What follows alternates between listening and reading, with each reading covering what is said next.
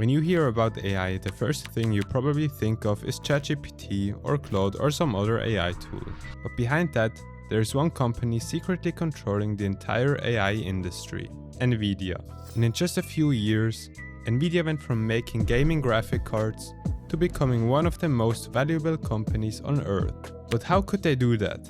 They don't own ChatGPT or Claude, and they don't even make their own chips. So how did NVIDIA become worth trillions? It all starts with one tiny problem. Training AI requires an insane amount of math. A normal CPU is terrible at doing this. CPUs are designed to do lots of different tasks, one after another. AI doesn't work like that. It needs to do millions of calculations at the exact same time. And that's exactly what GPUs were built for. Originally, they were only made for video games, rendering millions of pixels at once. But it turns out, those same chips are perfect for AI. For years, almost nobody cared. NVIDIA kept improving GPUs, because gamers wanted better graphics. Meanwhile, researchers quietly started using them for machine learning. Then everything changed. In 2012, a neural network called AlexNet completely destroyed the competition. And it was trained using NVIDIA GPUs. And from that moment on, everyone realized GPUs weren't just for gaming anymore.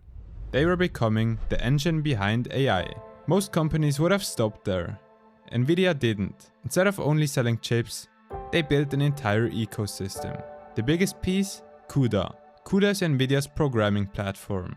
It lets developers write software, specifically for NVIDIA GPUs. At first, that doesn't sound important, but here's the catch. Once companies built their AI software on CUDA, switching to another chip became incredibly expensive. Thousands of engineers, millions of lines of code, years of optimization, all locked into NVIDIA.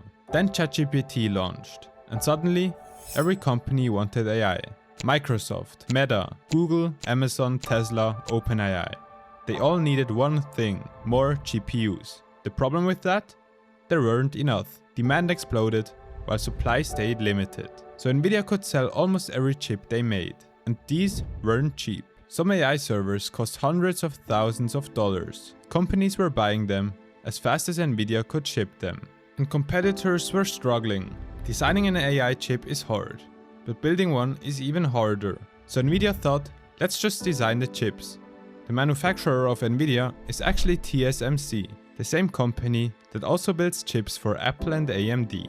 And TSMC's most advanced factories were already running at full capacity, meaning competitors couldn't suddenly flood the market with better chips, even if they had the designs. Today, NVIDIA isn't just selling hardware, they're selling the infrastructure behind AI. Every chatbot, every image generator, every self-driving model, every massive AI company has a good chance of running on NVIDIA hardware, which means the more AI grows, the more NVIDIA grows with it. And that's how a company that started by making gaming graphic cards became worth trillions. Thank you for watching, and let me know which company system I should cover next.